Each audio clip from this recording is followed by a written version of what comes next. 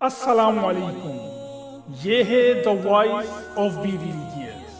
جنگ یرموک اسلام کی تاریخ کی ایک ایسی عظیم الشان جنگ ہے کہ جس کے بارے میں صحابہ کرام رضوان اللہ علیہم اجمعین کے بقول اس جنگ میں کلیجے منہ کو آتے تھے۔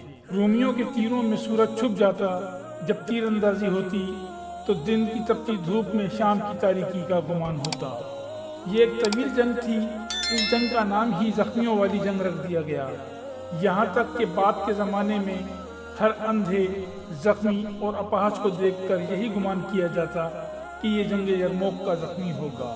جنگ یرموک 15 ہجری میں خلافت اسلامیہ اور بازنطینی سلطنت کے درمیان لڑی گئی ایک جنگ ہے، جس میں مسلمانوں کو فیصلہ کن فتح حاصل ہوئی اور پورا بلاد الشام خلافت راشدہ کا حصہ بن گیا۔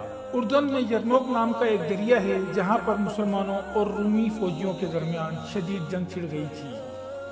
رومیوں نے چونکہ مسلمانوں کے ہاتھ لگاتار شکستیں کھائی تھیں اور شامات سے ہٹنے کے لیے مجبور ہو گئے تھے، اس لیے ان کی کوشش تھی کہ مسلمانوں کے خلاف ایک عظیم جنگ لڑ کر انتقام لیں، اور اس بار 8 لاکھ فوجی قوت اکٹھا کر کے اور ایک دوسری روایت کے مطابق 10 لاکھ نفوس پر مشتمل لشکر یرموک کے میدان میں مسلمانوں کے مد مقابل لا کھڑا کیا۔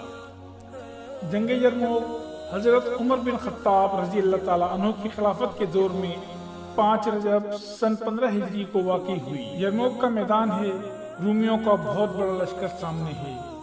ابو عبیدہ کو اطلاع ملی کہ رومیوں کے ساتھ 60,000 نصرانی عرب کا لشکر جنگ کے لیے آ گیا ہے۔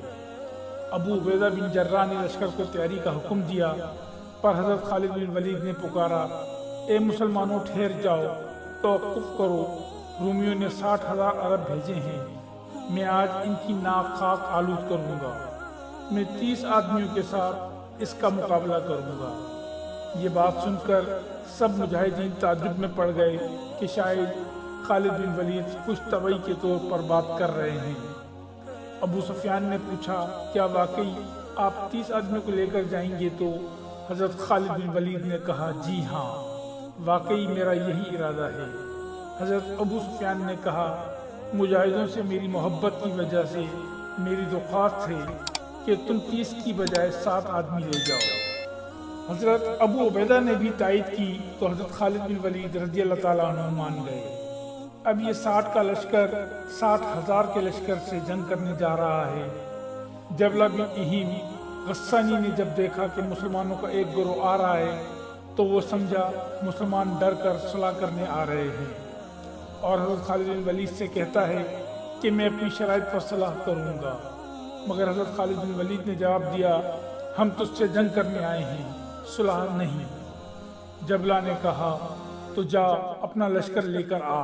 حضرت خالد بن ولید رضی اللہ تعالیٰ عنہ نے مجاہدوں کی طرف دیکھ کر اشارہ کر کے فرمایا، یہ ہے میرا 60 افراد کا لشکر۔ جبلہ بن اہیم نے کہا، میں نہیں چاہتا کہ عرب کی مائیں تانا دیں کہ جبلہ نے 60,000 کے لشکر سے 7 آدمیوں پر چڑھائی کر دی۔ حضرت خالد بن ولید نے کہا، ہمارا ایک مرد تیرے 1,000 کے برابر ہے، تو حملہ کر، پھر دیکھ تیرا کیا حشر ہوگا، اللہ ہمارے ساتھ ہے۔ یہ بات سن کر جبلہ آگ بگولا ہو گیا اور اس نے لشکر کو حملے کا حکم دے دیا۔ 60,000 کا لشکر 60 افراد پر ٹوٹ پڑا اور چاروں طرف سے گھیر لیا۔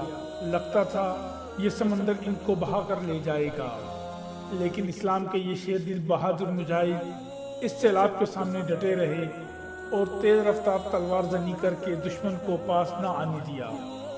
مجاہدین نعرہ تکبیر بلند کر کے ساتھیوں کو جوش دلاتے، مگر اس رومی لشکر کے شور میں یہ آواز دب جاتی۔ حضرت خالد بن ولید اور ان کے ساتھی زرار بن ازور، زبیر بن عوام، عبداللہ بن عمر، عبد الرحمن بن ابی بکر، فضل ابن عباس حصار کی صورت میں گھوڑے ملا لیے۔ اس طرح ایک دوسرے کی حفاظت کرتے ہوئے خود کو اور اپنے ساتھی کو دشمن کے وار سے بچاتے اور دشمن کو قتل کرتے رہے۔ صبح سے شام ہو گئی، رومی سپاہی نڈھال ہو گئے، مگر مجاہدین تازہ دم لگ رہے تھے۔ جب شام تک ابو عبیدہ رضی اللہ تعالیٰ عنہ کو کچھ خبر نہ آئی تو لشکر کو حملے کا حکم دے دیا۔ تو ابو سفیان نے کہا، اے ابو عبیدہ، اب رک جا، اور اللہ کے فیصلے کا انتظار کر انشاءاللہ وہ دشمن پہ غلبہ پا لیں گے۔ تھوڑی دیر بعد جبلہ کا لشکر پیٹھ دکھا کر بھاگا اور مجاہدین نے آواز بلند کی، لا الہ الا اللہ وحدہ لا شریک لہ لہ الملک و لہ الحمد وہو علی کل شیء قدیر۔ یہ لشکر یوں ڈر کے بھاگا گویا کسی آسمانی مخلوق نے ڈرایا ہو، اور جبلہ سب سے آگے تھا۔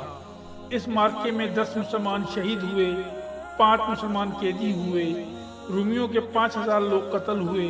یرموک میں مسلمانوں کی قیادت حضرت عبداللہ بن جرہ کر رہے تھے، اور آپ نے ہی مسلمانوں کے پہلے فوجی دستے کو یرموک روانہ کیا تھا۔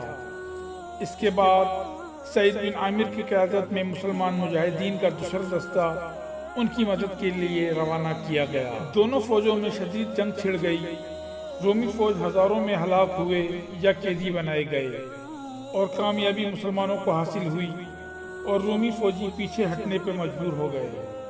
جب اس کی خبر رومی بادشاہ ہرقل کو دی گئی، جو انطاکیہ کے شہر میں بیٹھ کر اپنی فوج کی سربراہی کر رہا تھا، وہ یہ خبر سنتے ہی وہاں سے بھاگ کر قسطنطنیہ چلا گیا اور بڑی حسرت کے ساتھ کہا، الوداع اے سرزمین شام، الوداع۔ کتنی خوبصورت سرزمین ہے، دشمنوں کے ہاتھ لگ گئی۔ تاریخ دانوں کے مطابق اس میں عیسائیوں کو بے انتہا جانی و مالی نقصان ہوا اور واضح فتح مسلمانوں کو حاصل ہوئی۔ اس جنگ میں عمرو بن سعید، ابان بن سعید، اکرمہ بن ابو جہل، عبداللہ بن سفیان، سعید بن حارث، سہیل بن عمرو، ہشام بن عاص اور عمرو بن عاص کا بھائی جیسے مسلمان شہید ہوئے۔